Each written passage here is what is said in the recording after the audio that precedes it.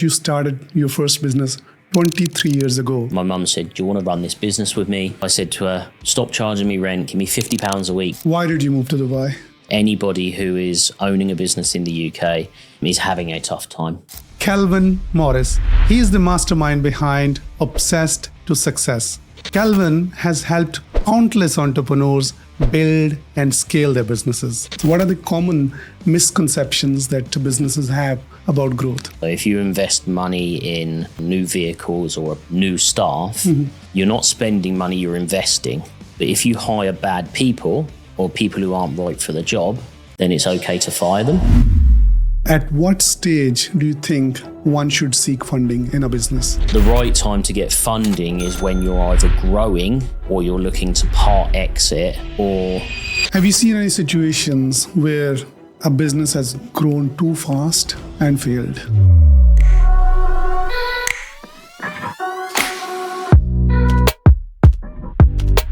In this episode, we are talking about the real secrets to scaling a business, understanding why businesses fail, knowing the right time to seek funding, and much more. But before we dive in, let me warn you, today's discussion is going to change the way you think about growing and scaling a business.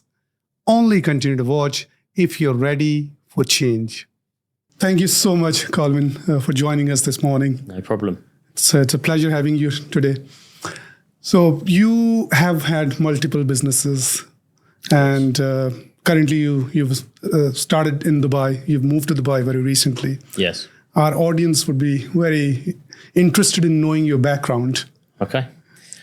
So I've been a business owner for 23 years.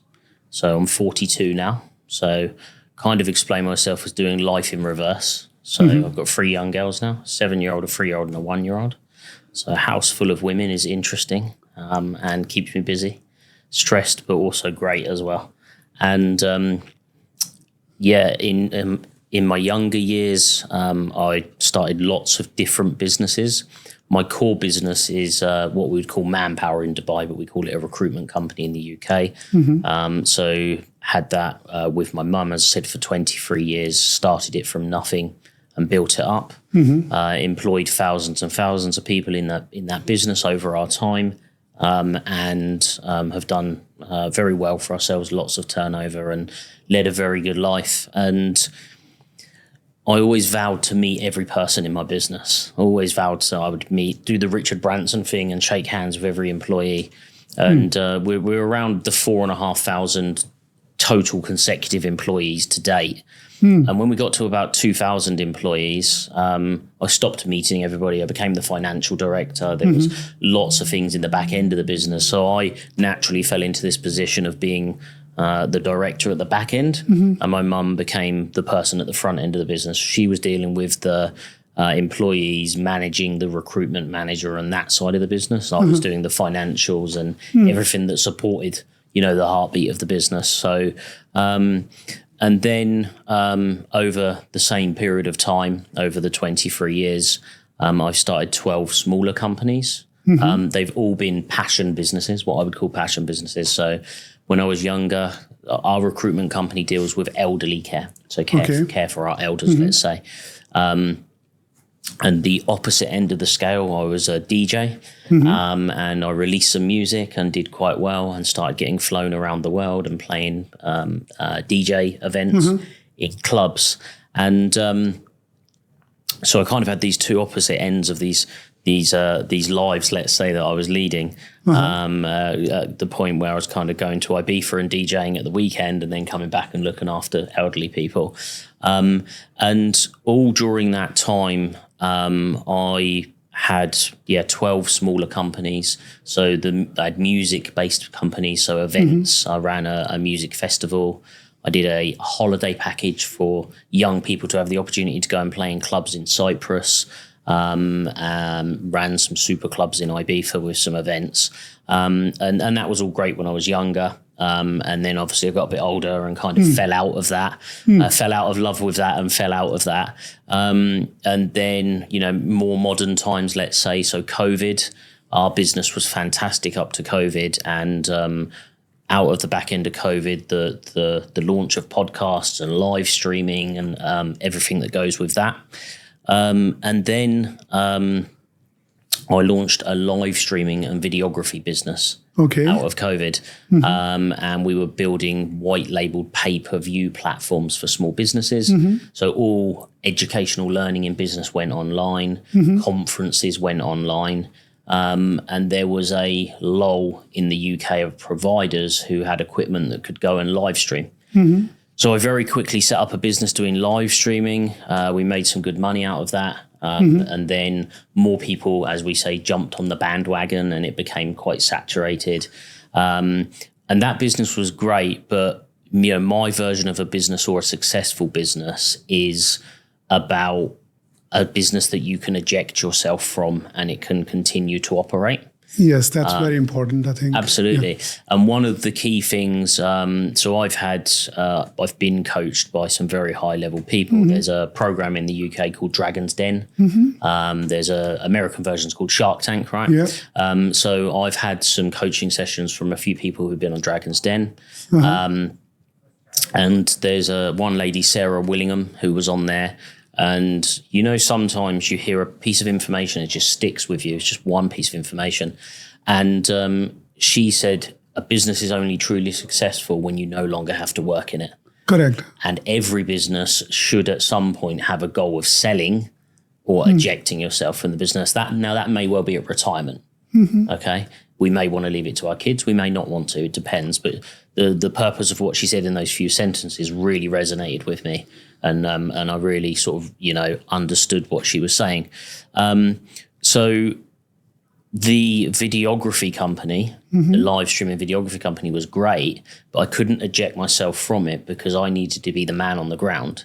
To try and find somebody to replace me. As soon as I started doing that kind of moving away and letting the team run it, there's a lot of technical issues that go with a mobile live streaming setup, full camera crew equipment. Sometimes you only have a very short period of time to set up whatever it is.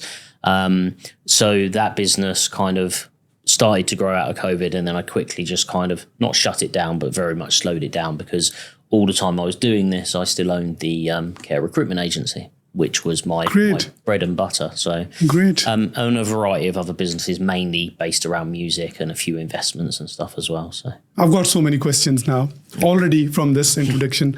But the first thing that comes to my mind is the fact that you started your first business 23 years ago. Yes. And you're 42 now. 42 now, yeah. How old were you at the time? Well, if you do the math. 19, yeah, I guess? 19, yeah. It seems that you didn't go to the university or perhaps a college as well? Yeah, so what actually happened is when I was in school, I didn't know what I wanted to do, and I was going to go and do an NVQ in plumbing. It was kind of back then, we didn't have Google or the internet. I just picked a little thing out of a book at school, and that's what I went and done. I needed to get a C in maths on my GCSE levels in the UK, and they put me in the wrong class 2 years before our exams. And if I got 100% in mathematics, I would have got a grade D. Which means I automatically fail before I've started. So I went to my head of year. I explained that I'm better than the group you've put me in. I did what we call our mock exams, and I think I got like 98% on the mock exam, the best person in the school. I came back the following year and they didn't put me in the right class. So before I'd left education, the one thing I really needed was maths. And if I'd have got 100% on my exam, I would have got a D and failed because I need a C to go into college. Wow. So it actually sent me in the opposite direction as a young, I'm sort of 14, 15 years old. I wouldn't say I was a tearaway, but I was just kind of like, I'd already lost faith in the system. I didn't bother, and I ended up, I think I failed, I can't remember. I think maybe I failed the exam or got an E because I knew, because what was the point? My head was saying, I'll put 100% effort in here and I've already lost. Wow. So anyway, I still managed to get into college because I went and spoke to them and explained the situation. A few months. About 6 months in, I decided it wasn't for me. I had a part-time job in McDonald's. And we were just saying before we, started doing the podcast that people think that people who work in places like McDonald's or, these fast food chains, many more of them these days, they're probably some of the hardest workers you'll ever come across. True. Hundreds or thousands of meals a day, and the process and procedure, which is where I really started to fall in love with business, was actually there at McDonald's. I grew up to be a manager within a year there. Sort of, between the ages of 16 to 18, let's say.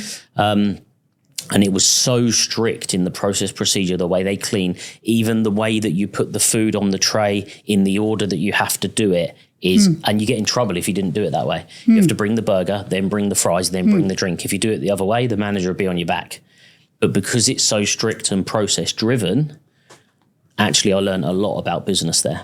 I then went to Domino's Pizza, became a manager there, was running a store. And at that point, my mum was having a problem with her employer, and she left or was ejected from the company. It was long before employment law. Wow. She left the company, and all of the clients left and the staff left, and forced my mum to start a recruitment agency because they said, we're not working for this jerk, right, this guy. And she said, I'll just take on you 5 staff. There's a little bit in between that. I started working in the office as an office junior, and the guy that she was working for forced my mum to sack me because I wasn't female. He would only have females in his office. So that was the beginning of the end. And in the end, my mum said, do you want to run this business with me? She said, I can't afford to pay you. I was still living at home at the time. So I said to her, stop charging me rent, give me £50 a week so I can go to the nightclub on the weekend, because I was an aspiring DJ then, right? That's what I wanted to do. And then it's 23 years later. Interesting. So would it be correct to say that the school system made you an entrepreneur? I think the failure of the system made you an entrepreneur. Yeah. I mean, who knows what journey I would have gone on.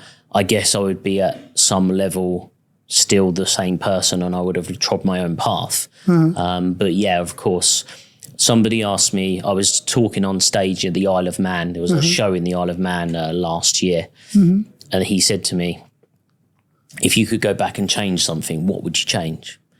And I thought about it and I said, nothing. There's nothing I would change, because I have no regrets. I don't live in the past. I can't change what I did yesterday, even if I made a massive mistake. I can't change yesterday, but I can change today. I can move forward, and I can put changes in that drive forward. So I said to him, I've had an incredible life. Beautiful. I mean, a beautiful question, and I think very, very practical and realistic answer. Great. So I think you were fortunate in a way that you started off very, very early. At the age of 19, you started off with your mother, and you had the right kind of person to start a business as well. Absolutely. And you had the mentorship of your mother, I guess. So the first business was the recruitment business, and that continued, of course, and is still running as a business. Yes. I assume your mother is taking care of that business at the moment in the UK? Yeah, absolutely. You moved here? Okay. So the UK economy is very tough now. That business has been very up and down, particularly since COVID. And we've had to diversify the business, the setup. We've gone and sold our bricks and mortar, our building, which was at one point had 25 office staff in there, but it has a big overhead. And when your business is doing incredibly well, that overhead doesn't matter. Correct. So I had to go in and look at the way the business is set up and diversify. And ultimately, we've turned it into an online company now to get rid of most of the overhead in the business. Interesting. And what happened to the other businesses that you've had? Are they still running, or you sold them off? So all of them were, let's say, passion businesses. So I was running music events. I had a music festival. I had a holiday package to Cyprus to do with DJs and music. A HGV driver training center. A friend came to me with this contract, and he was a driving instructor, and he said, I can train 20 people a week, but I have no money. So I invested, bought some trucks, set the business up. It lasted a few years, then the contract ended, and there was nothing else. That's where I learned to make sure all of my eggs were not in one basket in that business. And the others, like the live streaming business and the other various ventures, they were all just kind of something I was interested in at the time. Now, bizarrely, when I started losing interest in those businesses was when they were established and they were working. And that kind of led me to the path that I'm on now. Once it was established, I was kind of like, okay, this is working now. I'm almost a bit bored of it, which is a bit of a weird feeling. So I would kind of like slow that down and then start something else.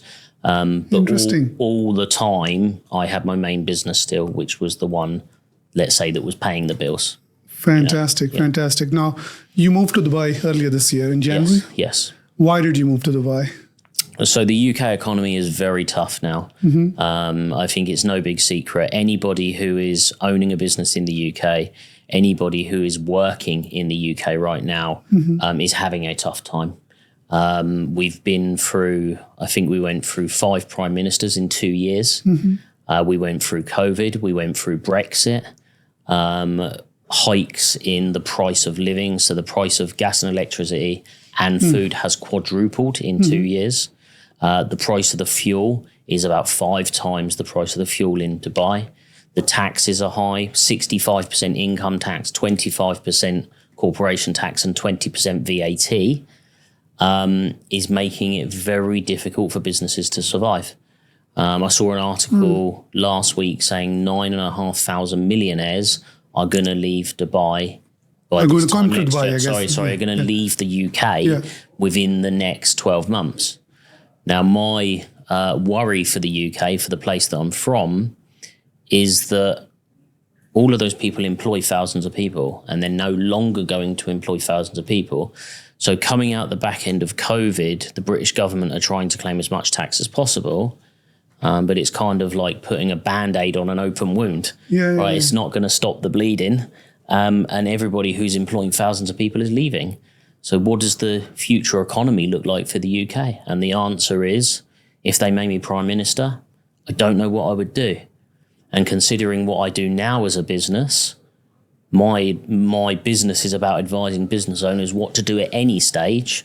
And I feel within myself, if I was in a position where I didn't know what to do, then I wouldn't be comfortable. And being honest, I love the UK. I love where I'm from.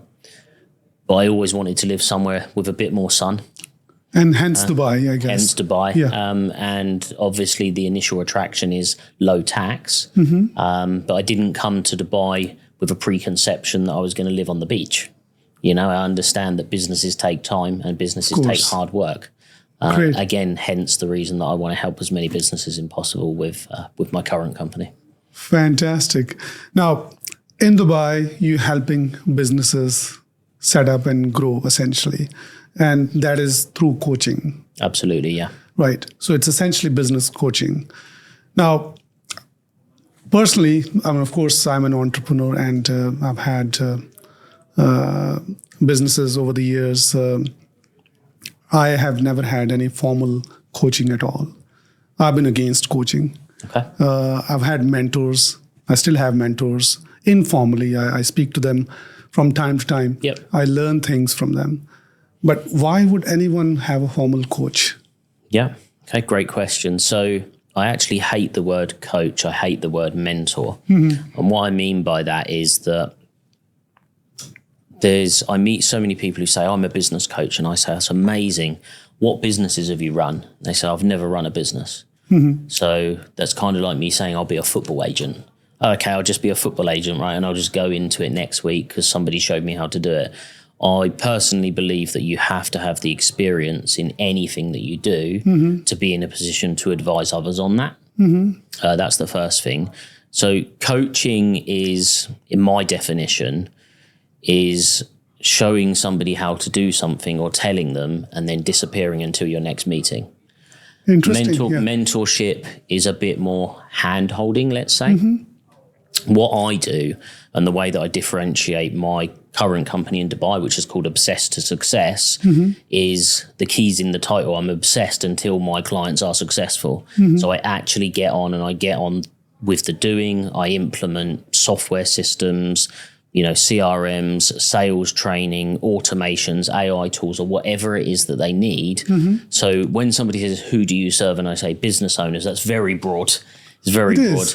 But my niche is growth strategies. So everything you need in the back end of the business, or the front end, or the social media marketing positioning to ultimately bring clients into your pipeline, take them through the pipeline in the correct way and close more deals. So very interesting. Yeah. Thank you for clarifying these misconceptions about coaching and mentorship. Now let's talk about growth strategies, which is the business that you have, Yes. helping your clients grow essentially. What is growth for you?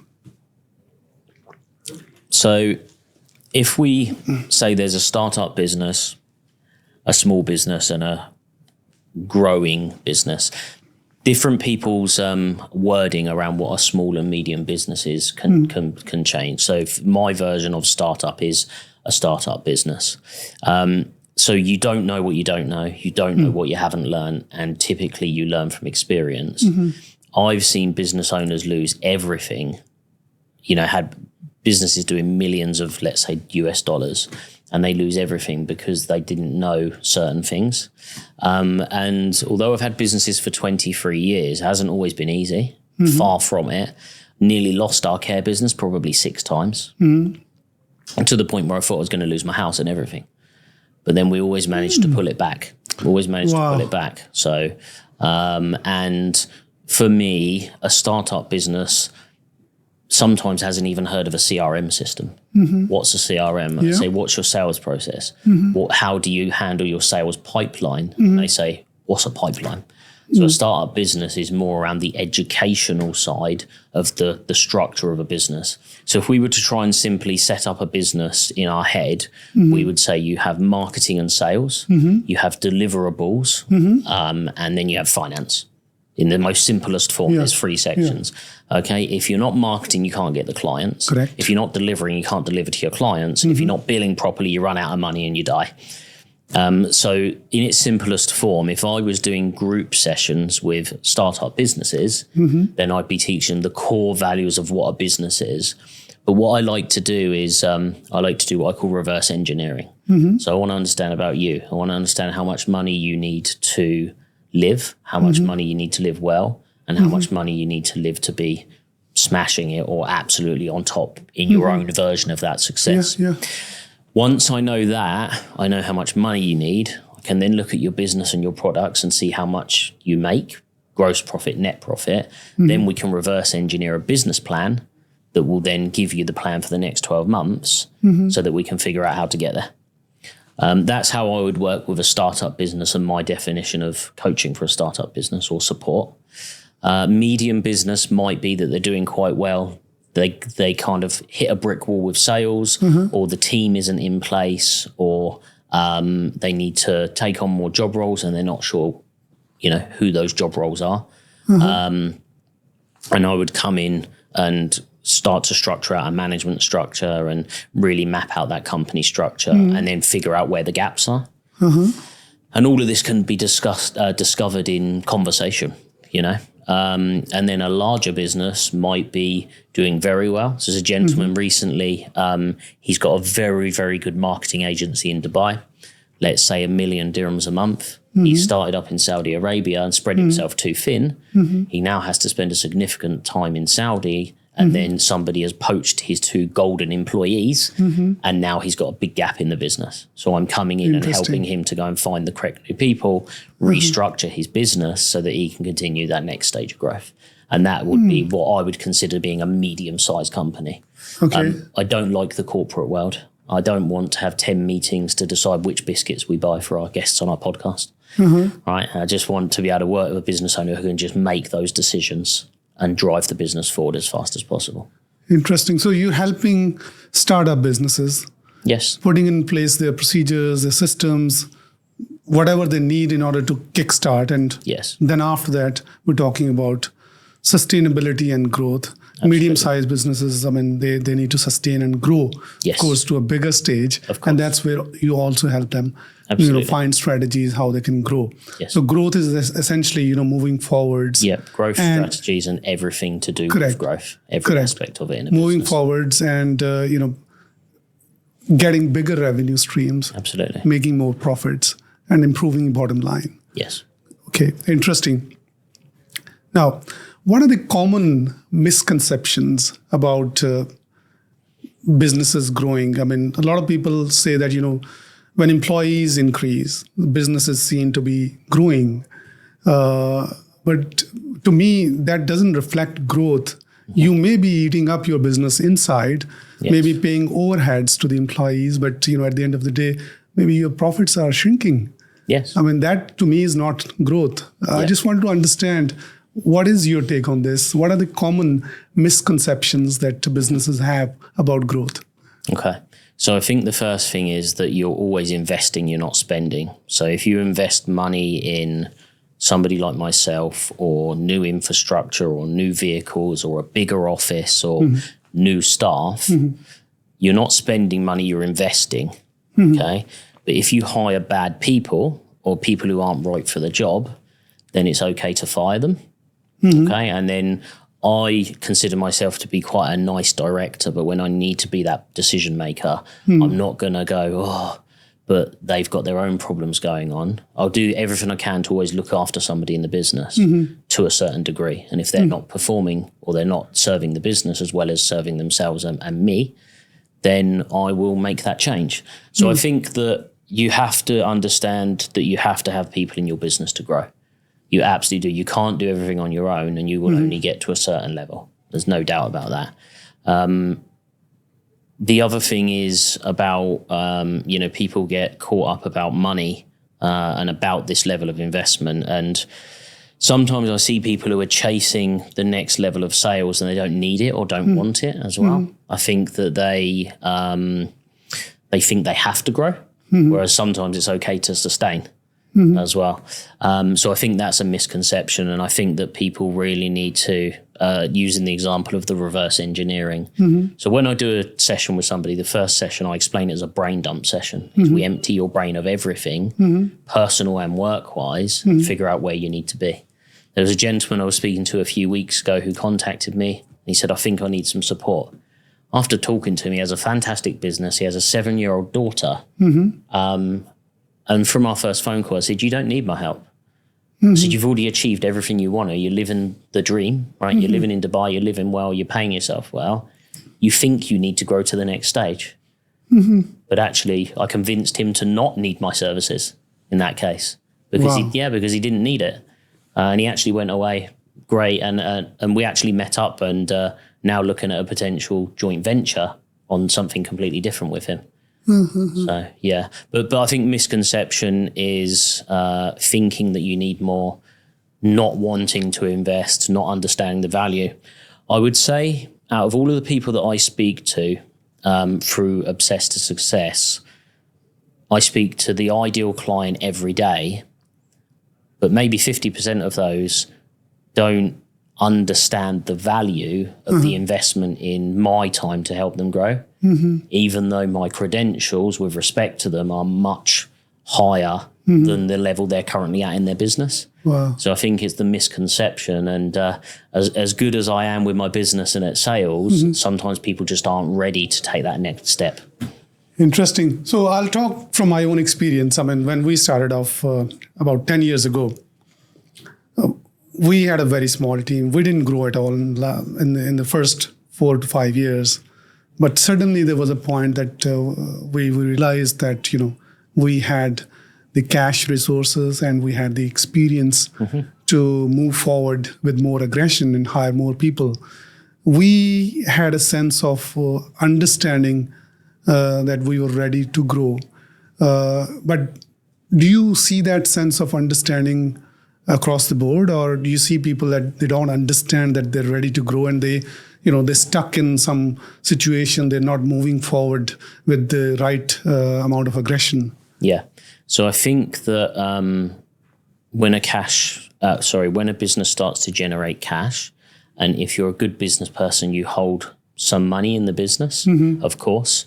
And sometimes then people get too attached to the money. And I think hopefully we should all know that if we have 1 million dirhams, let's say, in the bank account, this time next year, you might still have 1 million dirhams plus a bit of interest. But the appreciation of inflation or the growth of inflation, that 1 million dirhams is no longer worth 1 million dirhams. Correct. Okay. You're losing money. You're losing money by keeping money. Yeah, of right? course. So reinvesting that to make more money is the sensible thing to do. And again, this is about mindset. You know, from having coaching in the UK for 5 years, the people that were coaching me do hundreds of millions of pounds in their business, and in turn, their coaches are in the billion club. And that influence very much fell down on me around the mindset, and nothing will ever stop me achieving my next goal, which is why I called the company Obsessed. Okay. Interesting. Talking about the mindset, you mentioned the word mindset. I talk about mission and vision of an organization.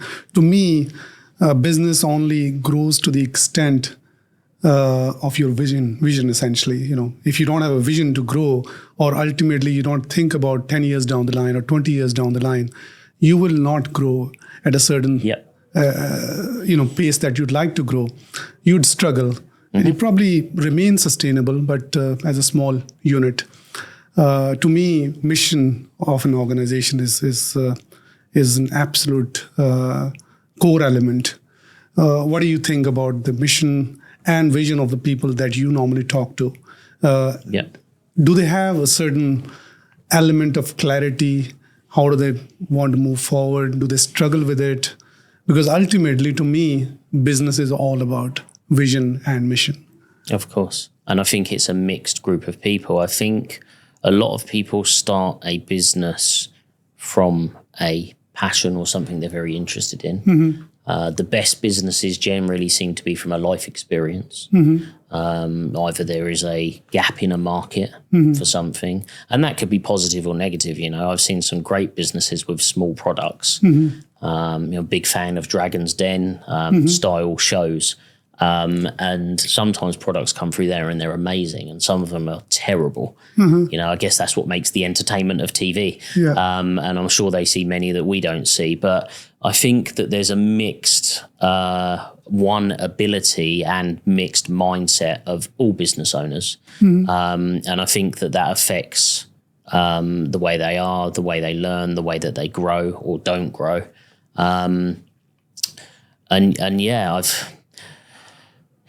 It's an interesting question. It's quite deep, right? We could probably talk for hours on that specific subject. I think that there's a mixed ability. I think there's a mixed mindset. There's a bit mixed understanding of business owners. And I guess it depends on which business you come across. But sometimes you can meet people with incredibly successful businesses and they're still stuck. It's just almost the same problem, just on a different level. Yes. You know, I was giving you the example of one lady who has a great business that I've just started working with. And obviously, without going into detail, it's about the management structure in that business. She doesn't need to grow. She doesn't necessarily want to grow. It's now about refining and making that business work for her. Whereas at the moment, she feels like she's working for the business. Well, interesting. Now, you mentioned a few moments back that, you know, the ultimate aim of an entrepreneur should be to get out of the business, either by selling it or not being involved in the day-to-day operations of the business.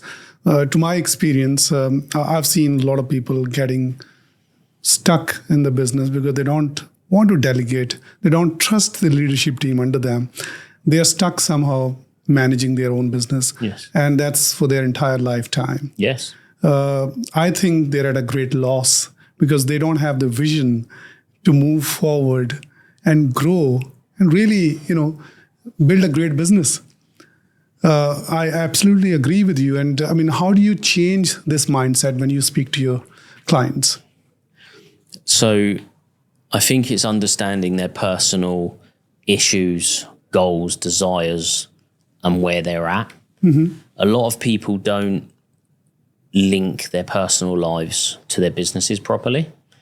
So, and I think that the society of business is almost enforced in a way to grow, you know?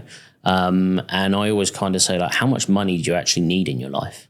So, you know, if you think how much it costs to live, okay, now I guess Dubai is quite unique because you could spend as much as you could earn here.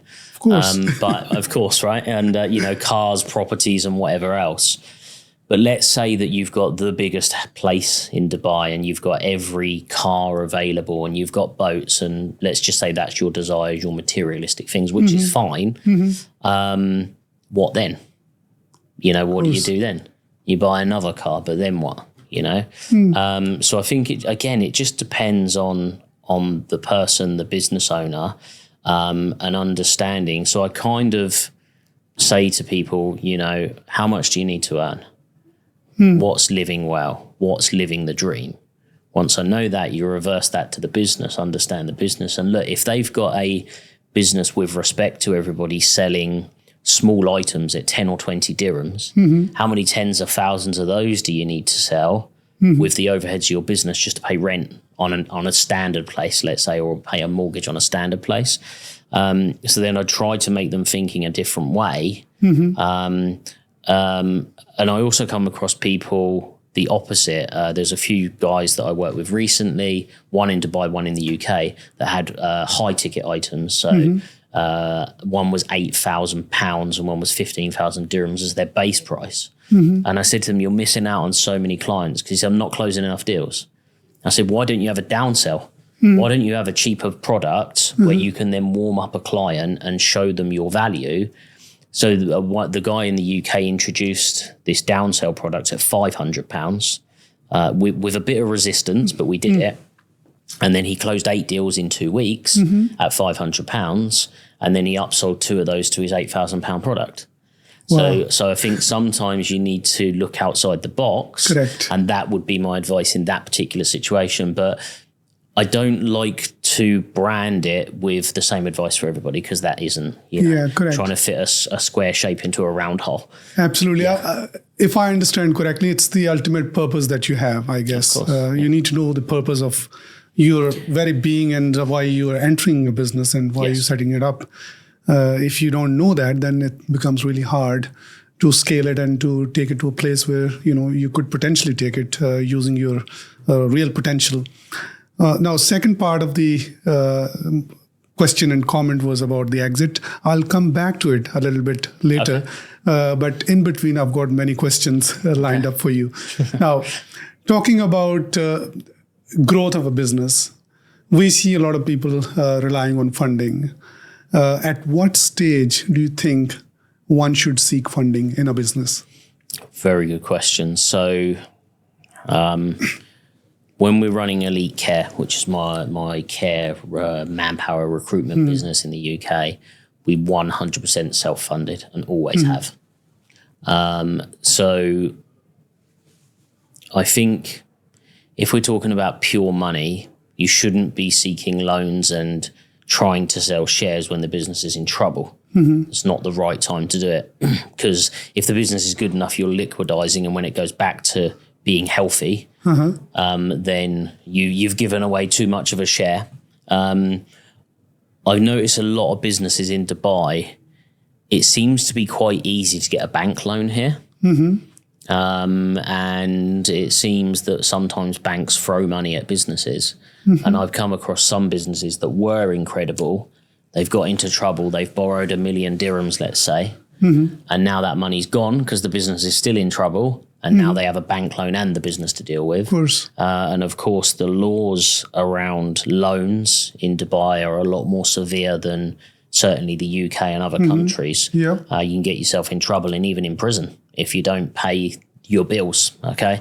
So I think that the right time to get funding is when you're either growing or you're looking to part exit, or you've almost got a guaranteed growth strategy, but you need some finance for that.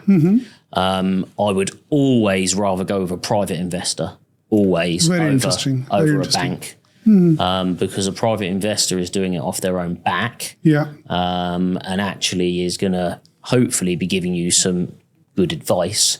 Of course. I don't think an investment is just money. I would never take a silent investment for a large sum.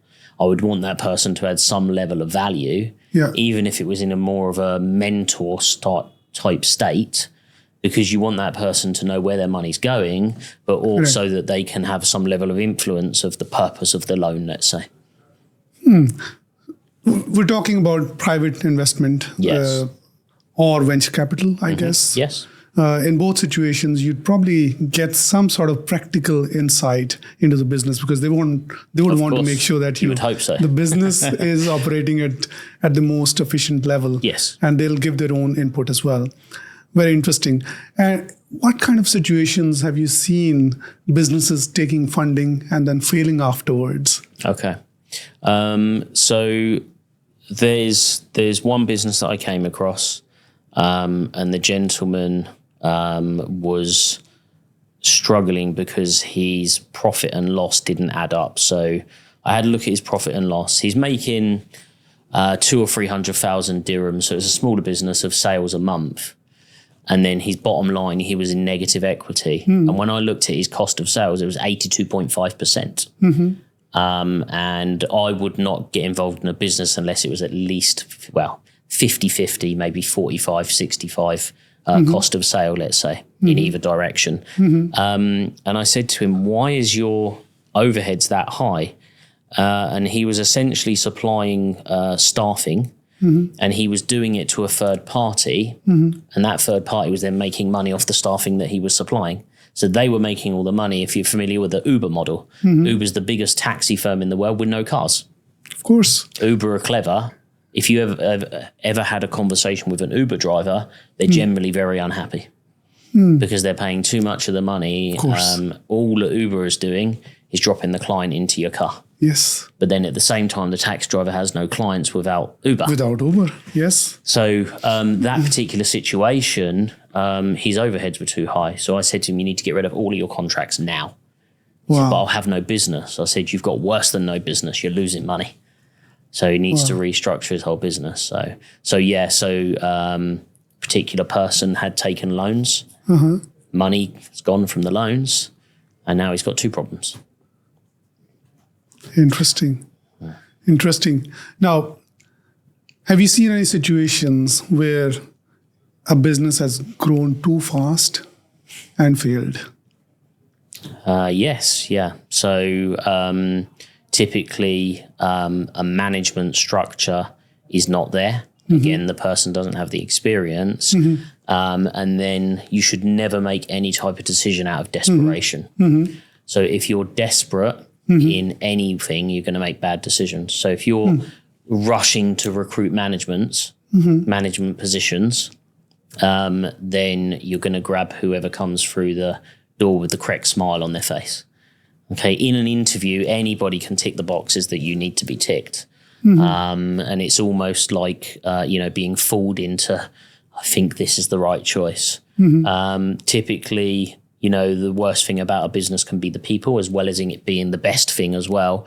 And yeah, I've come across, many examples of they're still making money, but they're leaving money on the table. Clients are unhappy. There's a gentleman a few weeks ago that I spoke to. He had a interior design business. He's working with some of the big developers when they're putting up a new apartment block, let's say 400 apartments, and he's refitting all of them. That particular gentleman said to me that there's when you sign off the property, there's a last payment back that comes to you as a government payment. And he said, we haven't signed off the last 6 projects over the last 2 years. I said, why? He said, I haven't got time because I'm doing the next project. He said, in that example, I've got 150 to 200,000 dirhams left on the table. And I said, it doesn't matter how rich you are. Why would you be leaving that level of money on the table? And it was because he was too busy. So he was growing so fast, he had a problem. We started talking because he needed some management level. So I said to him, how good are you at your maths? How good is your profit and loss forecasting? How good is your cash flow forecasting? He said, the accountant tells me at the end of the year what's happened. I said, well, we need to change that. I said, what's your management structure? He said, me and the other business owner do everything. Wow. Got some staff, 7 staff. Yeah. But, he's working on 6 building projects at any one time. Wow. So that's a good example of good positive growth, but not dealing with it at the back end. Interesting. Now, just coming back to the question of the entrepreneur pulling out, we'll still not talk about the exit at this stage. My question is more to do with delegation. Okay. Preparing someone for succession, someone who can take care of your business, because that's the stage that you'd want to reach if you really want to pull yourself out. Yes. Otherwise, you can't. Delegation is very important, and leadership style is very important. I think preparing a strong successor is the ultimate key in my view. What are your views on this? Yeah, so look, I think you're nothing without your team. I strongly believe that you work for your employees. They don't work for you. Mm-hmm. Okay. It doesn't mean they're in control of the business. You're just the person driving the vehicle. Mm-hmm. I think that, levels of management, maybe department heads or team leaders, and then staff is essential. You have to look after everybody. But look, we don't have a crystal ball and get everything right as business owners. It just doesn't happen. Mm-hmm. So we have to make sure that we're making the correct decisions in our recruitment processes. But those teams are essential. Mm-hmm. If you've got 4 people or 400 people in your business, if the structure is not there in its entirety, and then taking that a bit further, your KPIs or your reporting mechanisms are not correct. Then you're only setting yourself up to fail at some point. And that might not be, when I say failure, that might not be the business is going to collapse, but it might be you're leaving, hundreds of thousands or millions on the table, and you just don't know it because your systems and your process is not there, and your reporting mechanisms are not right. So, you have to have those key personnel. As you're growing, you have to be able to learn how to recruit the correct people in the business as well. And it's okay to review that and maybe make changes as you need to as well. Absolutely. I absolutely agree with that. Right systems, right KPIs, right monitoring, I guess, and right leadership team after you. All of them are absolutely key in terms of the entrepreneur pulling himself out. Now, talking about leadership, which to me is the ultimate, let's say, a position that any entrepreneur is in if they're building a team. We've seen great leaders who are extremely soft, who are vision-driven, who are very forward-looking, who can delegate well, and they are very, very humble and passionate about their businesses as well. And we've seen similar leaders, but they're very tough on other people. They're very, very hostile towards people. A lot of them still grow their businesses, but I've seen that those businesses don't essentially grow to a point where the entrepreneur can pull himself out or herself out. What is your experience on these two leadership styles, both having a certain vision, but having a different way of, let's say, managing or working with people? So I think that you can't be everybody's friend, but there is a balance between the two. So if we go with the softer approach, then there's a saying is give an inch and take a mile. So if you're too nice to people, you look after people too much, they will take advantage of you. Even they might not even realize they're taking advantage of you or the situation. But if you're, every time they want an extra day off or they want to turn up late or go home early, if you're always just saying, yeah, that's fine, then that breeds the wrong culture of too relaxed. And employees need direction. If you're too harsh, then of course you'll get complaints and you might have a higher staff turnover. Now, both models can be successful, but you've got to go halfway between the two. You've got it. So I always explain myself. So when I interview somebody, it's half on experience, half on attitude. Every time I interview somebody, I'd want to know about them, their family, their personal situation, understand what they need, and only if what we have to offer suits them, would I then bother telling them about the job role. So sometimes I can be talking to somebody in an interview for an hour before they even know the details of the job role. Just depends on the position. And I think that, you can be very tough and you can turn over staff and be successful, but you're not the most liked guy in the room. And when it comes down to it, not often, but there's probably a few times when I've been quite ill over the years, just like a virus or something. Once I hurt my foot and ended up with a blood infection, and I was off for weeks. I was in bed for 2 or 3 weeks, and my business functioned perfectly without me. It was almost a bit of a blur. You've got to be nice enough to people that they've got your back. You've got to be able to, if it really comes down to it, do you have an employee in your business that you can ring at midnight who would get out of bed and help you? I don't expect that from employees, but there's a level of loyalty there for when they need help, you help them, and that comes in return. Probably one example in one of our companies, we had a driver that was in a very freak accident and died while he was at work. Completely nothing to do with our driver or our company. A very, very bizarre situation. And I had a phone call from the girl who was working the evening shift, crying, saying, I think this driver's died. And what's going on? Can't be right. Anyway, turns out that he tried to help somebody in another accident and a car hit him. And I had to explain that to his wife. It was the middle of the night on a Sunday. I phoned my manager, got him out of bed. He came down to the office, and we were in the office from midnight till 2 or 3 in the morning, sorting this situation out. He still came to work Monday morning at the correct time. That is what I would call a golden employee or a golden person in your business. Somebody that's really there at your time of need.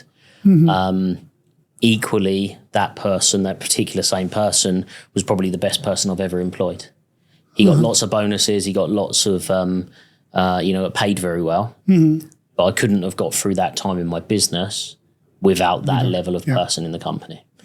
So, I think that going back to the question of how tough are you on employees, let's say, I think there's a balance. So I always explain myself as the office door is always open.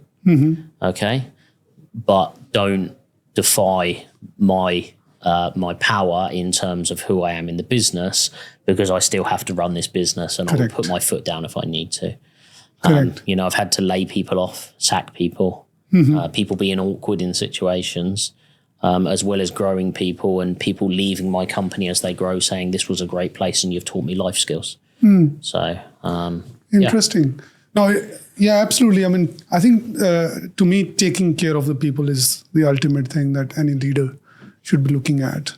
A mix of both strategies in terms of being tough and being soft could work well.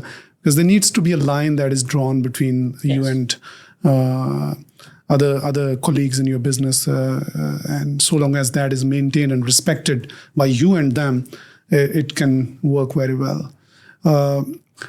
Let's move to cash flow. Okay. I've seen many businesses failing because of their lack of understanding of the cash flow. They don't understand profits. They don't understand the cash flow. They don't understand anything about the balance sheet. How are you helping your clients on these important topics? So I see people who start businesses because they want to earn more money. They think they're going to have an easy life, and they think they're going to work less hours than being an employee. And the reality is the complete opposite of that, probably for the first 2 years. Depends how successful your business is. But then if your business is ultra successful in the first 2 years, you can get the cash signs in your eyes, the dollar signs in your eyes, let's say, and start buying unrequired materialistic things. I saw a video on social media recently that resonated with me, and it said, it was just a voiceover over the video, and it said, I always worry when I go into a startup business that has incredible offices. Brand new Macs and nice chairs and desks. Your office is very nice where we're filming today. But if you were a potential new client and you were in month 1 and I walked in and saw your office the way it is, I'd be very worried. I'd be very worried.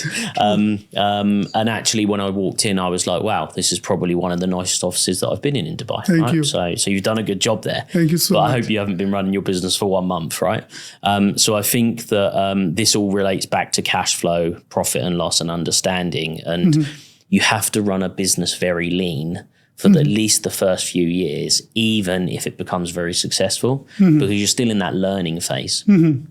We don't need to be driving ridiculously priced cars. We don't all need to have MacBook Pros that are brand new.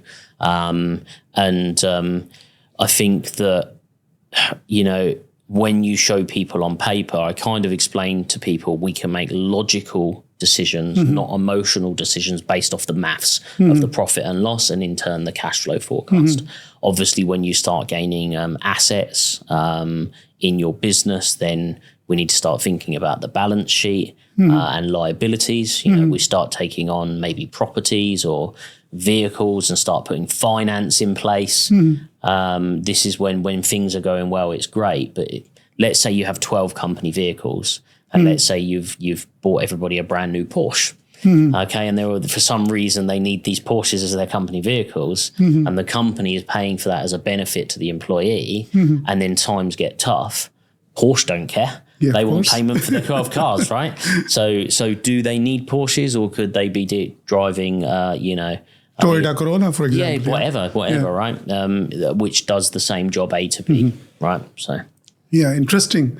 So, should remain lean, of course. Remain lean always, yeah. Of course, in the beginning, I think remaining lean is the order of the day. I mean, in our case, we didn't have an office space for the first 4 years, actually. Yes. And now you've walked into the office, which is, you've mentioned that one of the best that you've seen. Absolutely. And that has resulted from us being lean all these years. Yes. And that gave us the cash flow to actually invest.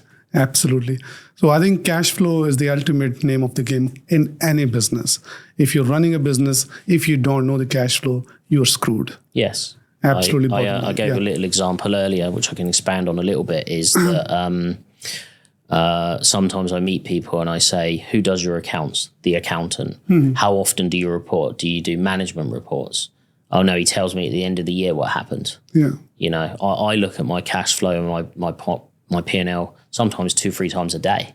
Certainly 5, 6, 7, 8 times a week. I understand every single dirham that's spent. I understand every little subscription that I have, and I understand how many sales we're making. And I want that level of control over the business, because as it grows and scales fast, I know exactly what we're doing.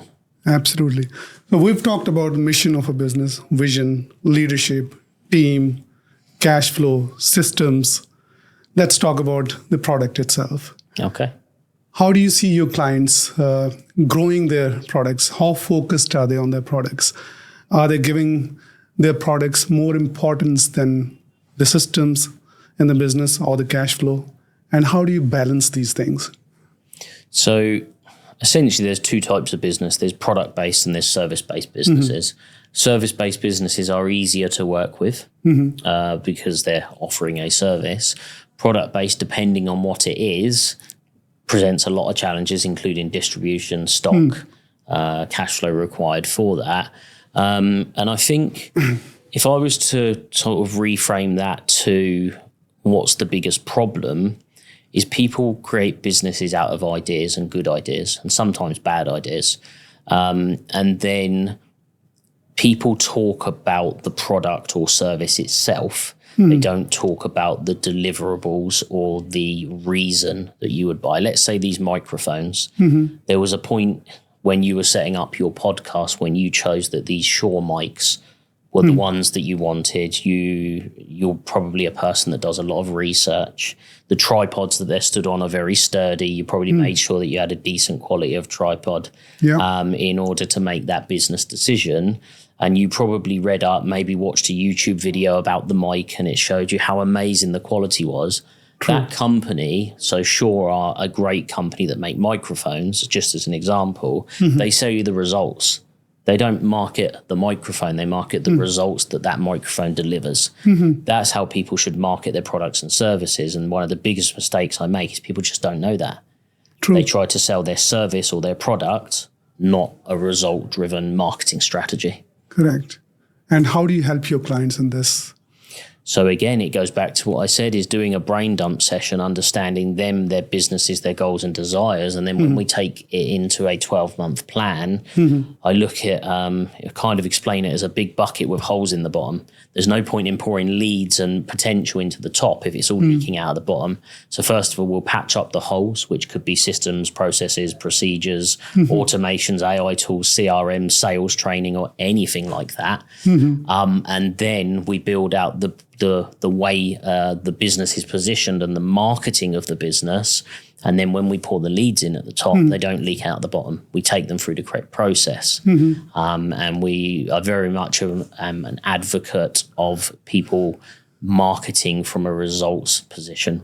So I kind of say there's 3 ways that people can or will buy. There's either out of desire, out of pain, or towards pleasure.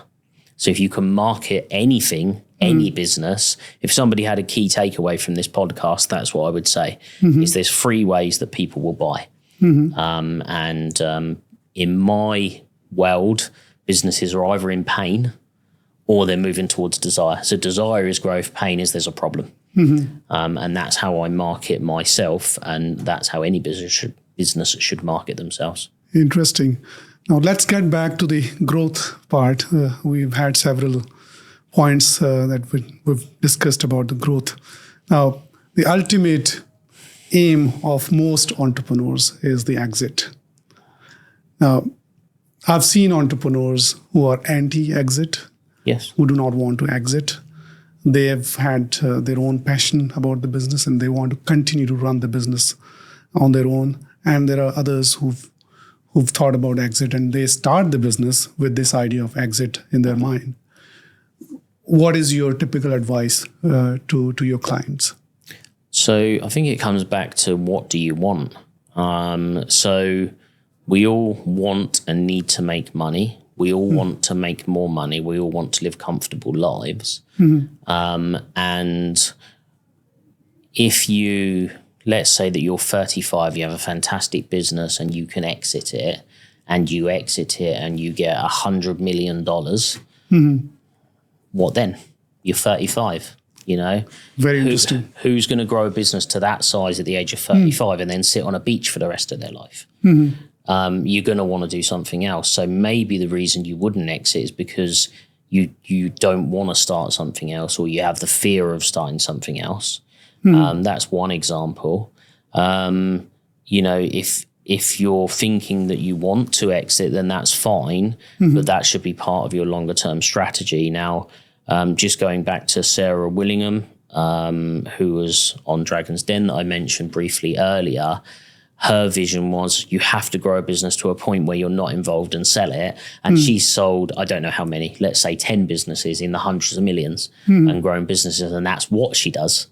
There's another gentleman in the UK who only starts businesses to sell them and has sold, 20 businesses in 20 years. Yeah. So I guess it just depends on you. And do you have other passions?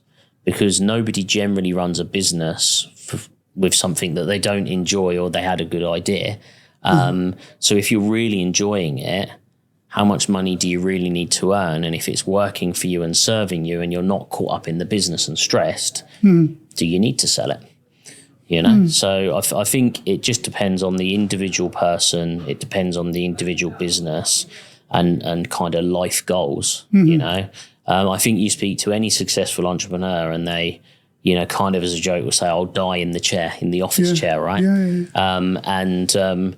And they're kind of, it's kind of a joke, but they're kind of like, why would I retire? What am I going to do?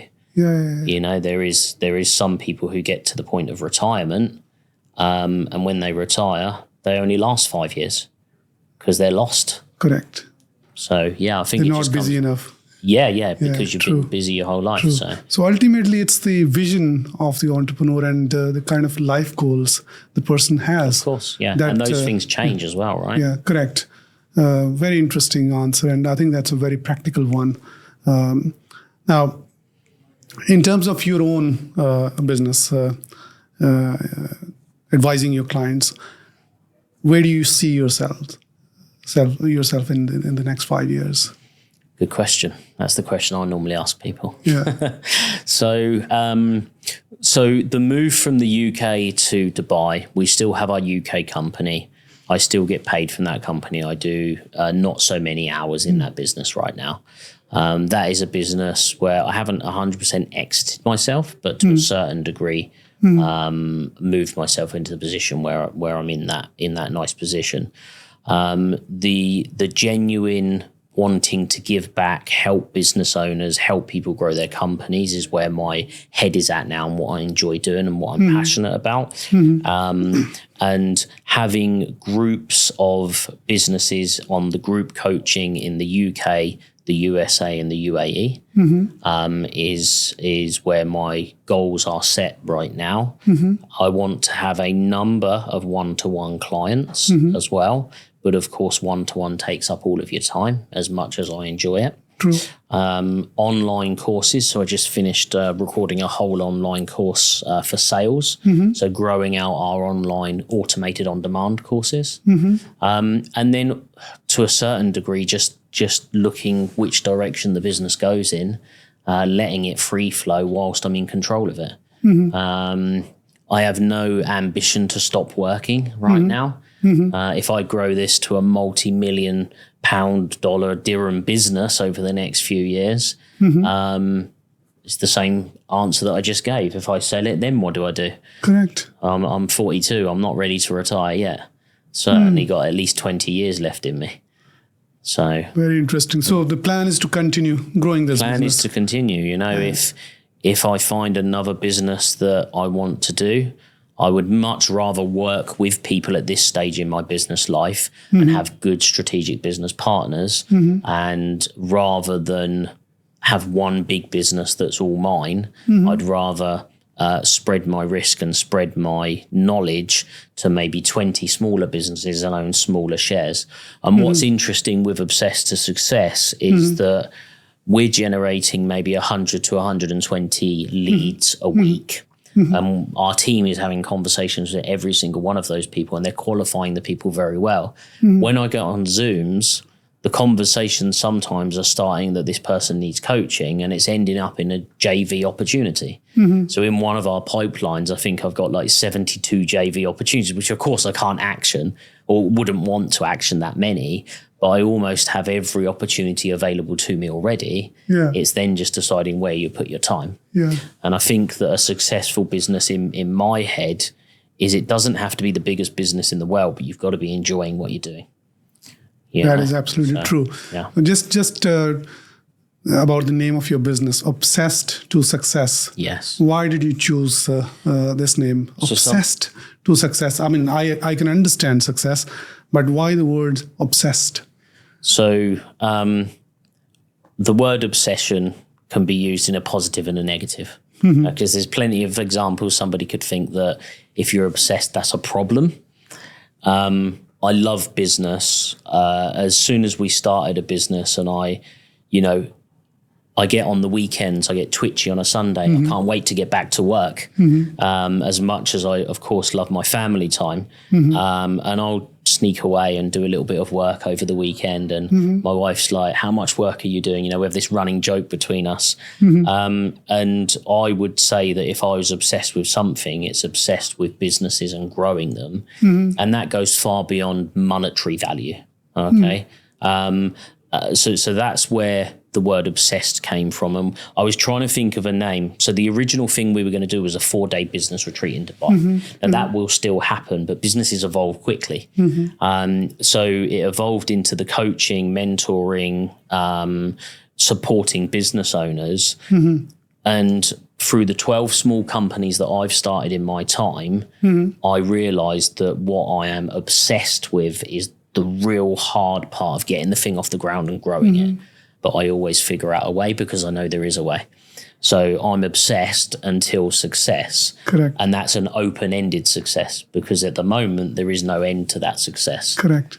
So that's why the name came up as that. There's an American author and businessman, Grant Cardone. Of course, we all know who Grant Cardone is. Of course, and he has written many books and he talks about obsession a lot as well. Yes. One of his books is called Be Obsessed or Be Average, I believe. And I'm a big fan of his life philosophy. Yeah. Simply because, if you're not obsessed about something, you will remain average. Absolutely. You will not achieve any greatness anywhere, whatever you do in your life. So you need to be absolutely obsessed with things that you do, or be average. Now, great lesson, I think, from this the business name. One final question. Okay. Any advice that you'd give to our entrepreneur clients? Yeah, so I think that there's a few sayings that Rome wasn't built in a day. Okay, you can't do everything on one day. Sometimes people think that working a 20-hour day is the right thing to do. And sometimes we're forced to do that as business owners, or we want to do that. But if you try and do 20-hour days, 5 days a week or 7 days a week, you're going to hit burnout. You need to make sure that you're taking your time. If you're a small or startup business, then what you really, really need to do is just take your time, live lean.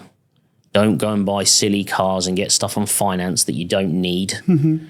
Don't spend loads of money as soon as it starts coming in. Keep reinvesting that money for that growth, because every 100 or 1,000 dirhams that you spend, if that goes back into the marketing strategy, will make you 10 or 20,000 dirhams. Multifold. And then you put the 10 or the 20,000 dirhams in, it will make us hundreds of thousands. And then once you're making good money and the business has excess cash, then buy yourself the material things, and then you've got both sides of the coin, or have your cake and eat it. I think get advice, learn from people who have been there, learn from people, and be accepting when you get things wrong. If you get things wrong in employment, or, you upset your employees, don't feel that you can't go and apologize to them because you're the business owner. You can be a tactful friend and business owner at the same time. We talked about the balance earlier. Absolutely. But also know when to be tough and when to be a friend. Beautiful. I would say that would be my core pieces of advice. Well, that is a beautiful piece of advice. Indeed. Well, thank you so much, Kalvin, for joining us today. No problem. It's a real pleasure meeting you. Thank you so much. Thank you.